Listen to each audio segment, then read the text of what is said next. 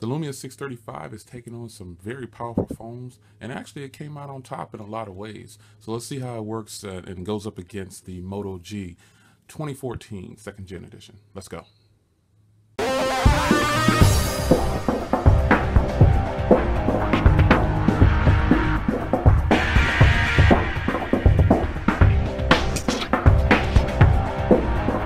Hey guys, welcome to another video. So it's time to match up the 635 against the newly released Moto G 2014 edition. So the first thing I want to start out with, like always when I do these side by sides, I try to go in order and just point out a few things, no more than 5 to 7 things on what end users might look at for a device. I'll get into the techie side for you techies first. I'm going to tell you that the 635 has a resolution of 218, and the resolution on the Moto G is 294 roughly. And this has a 5-inch display, and this has a 4.5-inch display. This is about 9.2 millimeters, and this is roughly 11 millimeters, but it slants off to like a 7 millimeter curve, so this feels pretty good in the hand. Let's see, tech stuff. Internals, these have the same processing power. They both have the Snapdragon 400 clocked at 1.2 as an A7, and they both have the 305 Adreno graphics backing them. So power-wise, as far as the processing power, this has 512 of RAM, and this has 1 gig of RAM. So processing, on paper, you would think that the 635 won't do as well. This has an 8 megapixel camera, this has a 5 megapixel camera, no front facing camera, and this has a 2 megapixel front facing camera. So on paper, the Moto G is definitely exceptionally better. It should perform better. The Moto G has a bigger battery coming in at 2070 milliamps, and this battery is, I think, 1830 or something like that. So let's get into it. First thing I want to talk about is the screen. So the screen on both of these looks amazing to me. The resolution is lower on here, but with Windows Phone, you don't really need, this has a matte screen protector on it, by the way, so if it looks kind of dim at certain angles, it's because it has a matte screen protector on it. The Nokia Lumia 635, to me, has a really good display because of the way Windows Phone is presented in its layout. So Windows Phone looks really good on this device. For the screen resolution may be lower, but it presents itself very well, and it looks sharp at all angles, and it just looks really good.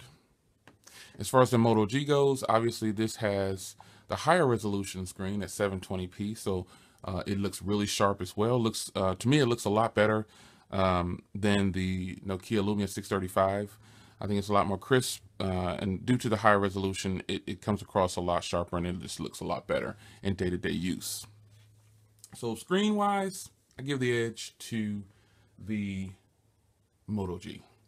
One thing I didn't point out, and I'll cover it here in the body. The Moto G has dual front-firing speakers, and it feels really good. And I'm going to talk about the body on both of these. This is a 5-inch display, and it's seated just perfectly. The Moto G has like this curve, and it just kind of falls into your hand. It definitely feels really good in the hand. I think that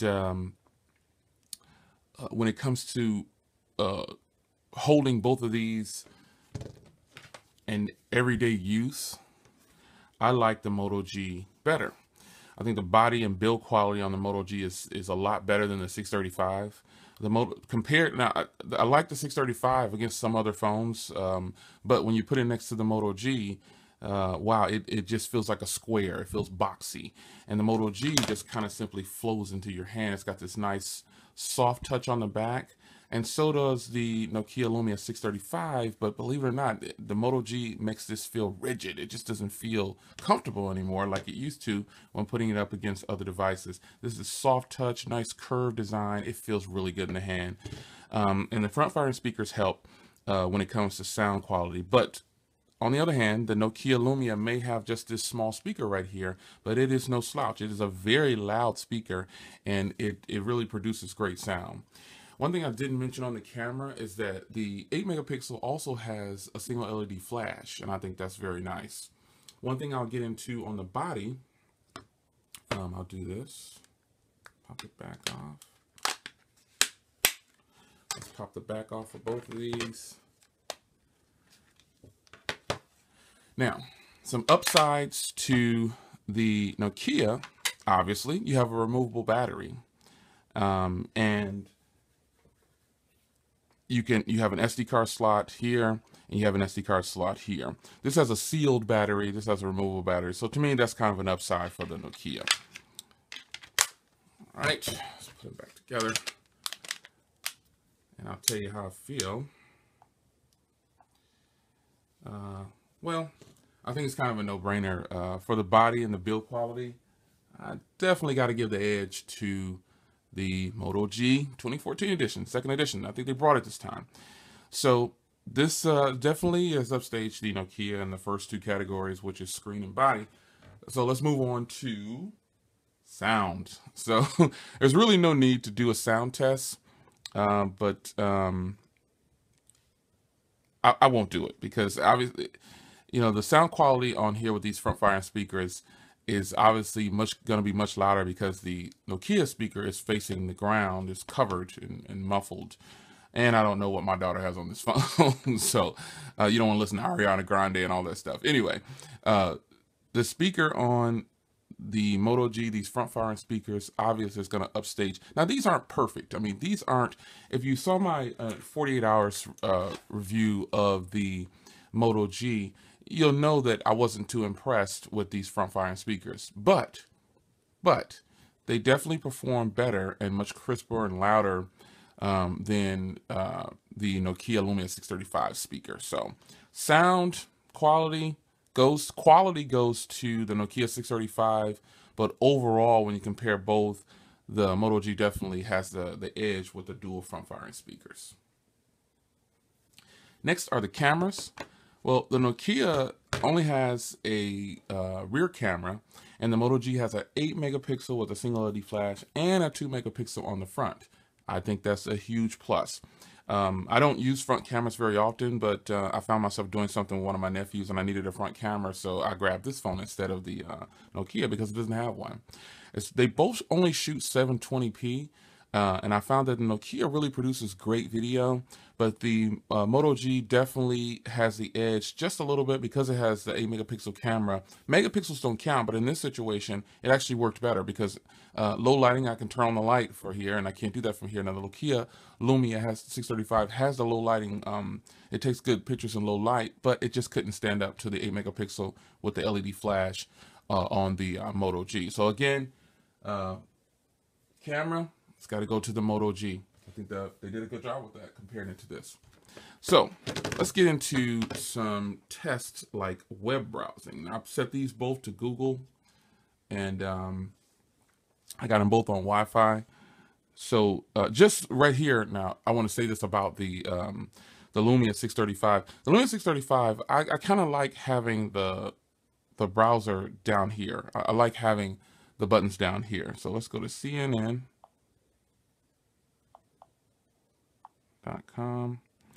and we're going to CNN.com.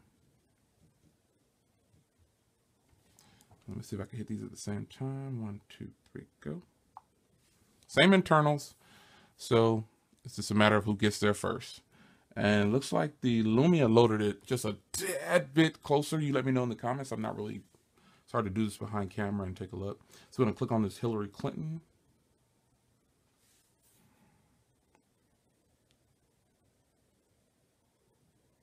Yeah, it almost looks like the Lumia is getting there just a little bit faster, just a smidgen, just a tad bit.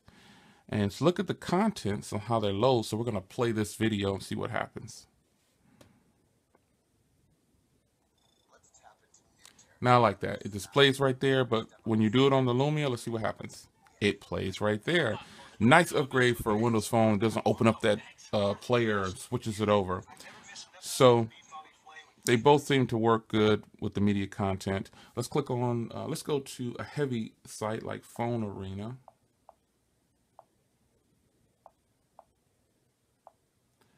phonearena.com. Let me type this here. It's kind of hard to do it from that angle. All right, phonearena.com. So, my apologies, guys. The Lumia kind of got stuck in a loop with ads for some reason. Like, it just wouldn't, every time I tried to go to Phone Arena, ads would come up and just block the entire screen. It just wouldn't go away. So now we're here. I don't hold that against the Lumia though, but I'm going to go ahead and click on some links here and see if we can get these to load up. So I'm going to click on this one right here about KitKat, and we're going to go, oh no, this is about the M3. Okay. All right. So let's go 1, 2, 3.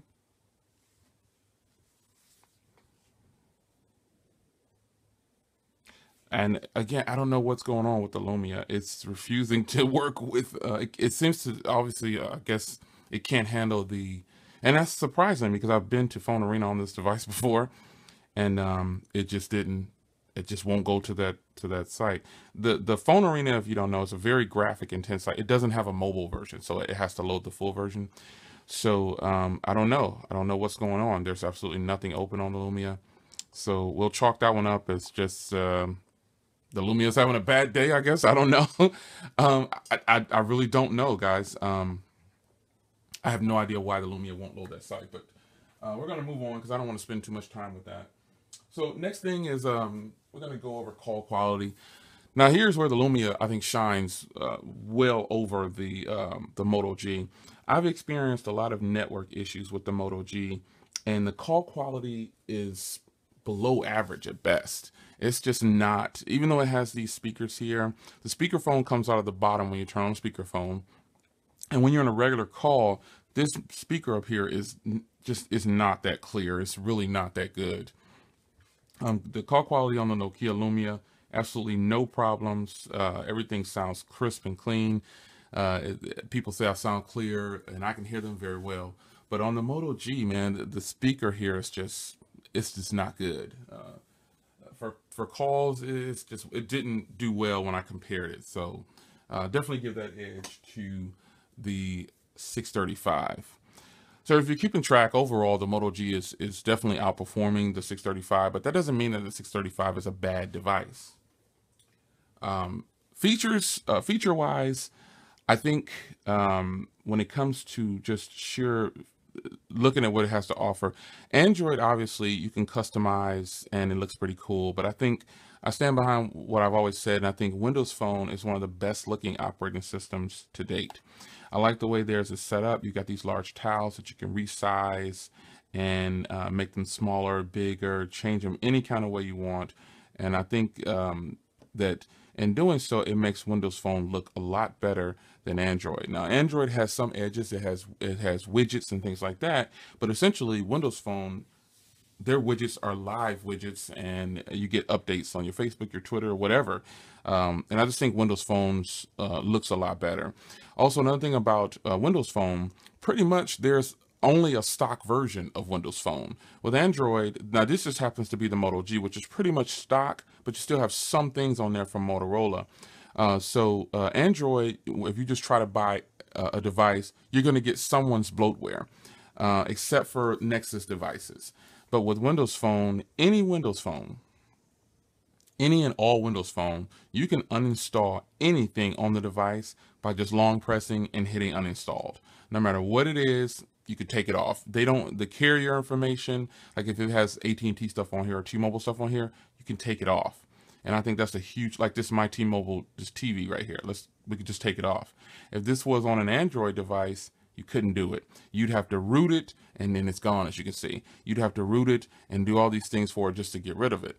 Well, the Moto G may not have that, but Android as a whole does have that. So I definitely give the edge for features and the operating system to Windows Phone.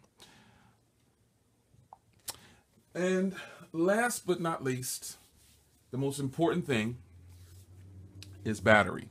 So how do these two perform on battery?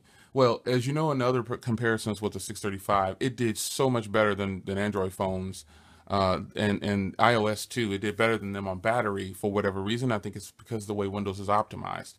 And sadly to say, it's no exception for the Moto G. Moto G has a 2070 milliamp battery. I can barely make it through a half a day. I have made it through at least a half a day, and I had to charge this every day. This is a device that you have to charge every day. Even though it has a larger battery and it's pretty much stock, it's just the way Android is optimized. It just does not do good with battery life on this phone. Aside from that, I mean, you know, you'll get about, I've got, the most I've gotten was, I think, a little over 4 hours of screen on time. And I actually have some screenshots that I did here, and I'll show it to you.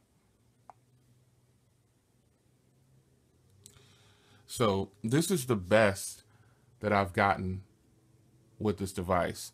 And that was with only 16 hours of battery. And it was at 9% left. And I decided, you know what, I don't want this to shut off on me, because the battery starts to drain really fast when you get to 15%. It does have a power saving mode, but in no way stands up to the power saving mode on the Nokia, believe it or not. I think Windows Phone is optimized perfectly, because even without the battery saving mode on, I still can make it through a couple of days on this lower milliamp battery. And I think it all boils down to the way as the system is optimized. So with that, the battery definitely goes to Nokia once again. I don't think there's a lot of budget phones or phones in this price range that are offering all these features that can handle the battery life on the Nokia. And there's a lot that plays a part in that. It has a lower resolution screen, but they still have the same processing power. It even has less RAM, but still, for some reason, the way they put this phone together, it is a monster on battery life. So let's tally. I gave battery and features and call quality to this little bugger here. And I gave screen and body and sound and cameras and web browsing to the Moto G. The Moto G costs $179. This particular one costs $179. The Moto G second gen 2014, whatever you want to call it, costs $179 plus taxes. Came to about $191 for me. So let's just say under $200. And this costs at the highest point $168. But you can find this as low as $99. Some people have even gotten it for $79 through Fry's. So bang for buck. The Nokia is probably going to be the one, if you had to choose between these two.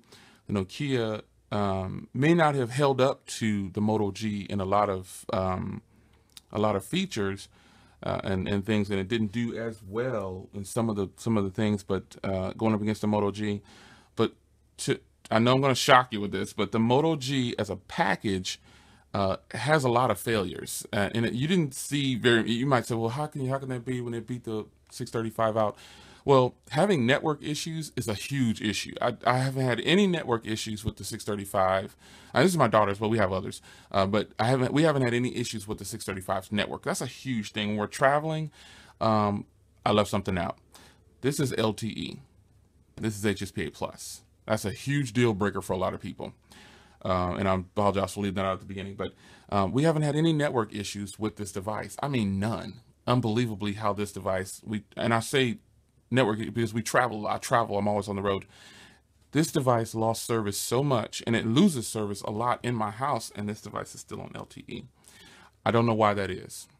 But overall, as a complete package, it may have the front-firing speakers, but they don't perform as well as they should for them to be stereo speakers. The front-facing camera deal, that's not a deal breaker for me. This has a removable battery and an SD card. This has an SD card and non-removable battery. The screen resolution may be higher, but I think the Lumia 635 still has a great display. So which one would I tell you to buy if you were on a budget? I would tell you to buy the 635.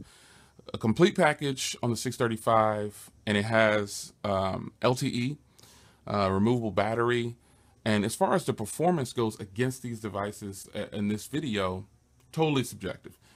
Another video could be thrown up and the Lumia 635 could blow this one away. Spec-wise, on paper, the 635 has gone up against, I put it up against the iPhone 5S and the L90 and something else I forgot. But the 635 is still the best buy, even if you're not on a budget. It has nothing to do with budgeting at this point, I guess, because the 635 is just a flat-out great buy. You can get this as low as $79. So if you're in the market for a new smartphone, I'm going to tell you to purchase the Lumia 635. It's the complete package. LTE may not be unlocked from the factory, but it's such an affordable device. Carriers, after you get it, will unlock it for you for free, or you can pay to get it unlocked, whichever you choose. But the Lumia 635 to me is a complete package. Removable battery, LTE, may not have a front camera, may have a lower resolution screen, but the battery life is fantastic. And it didn't perform well in the web browsing department. Well, it did, but not as good as the, it had some hiccups, but at the same time, I've never had any problems with this device. And I think that the Lumia 635 at this point is still the best buy, best bang for buck. I think it's well worth the money. So there you have it. Lumia 635 comes out on top in the end, once again, up against a great device, the Moto G. I'm not saying the Moto G is a bad device. I just think that the Lumia 635 is still the complete package for the ultimate smartphone for people who don't want to spend over $200. Take care, guys, and I'll see you in the next one.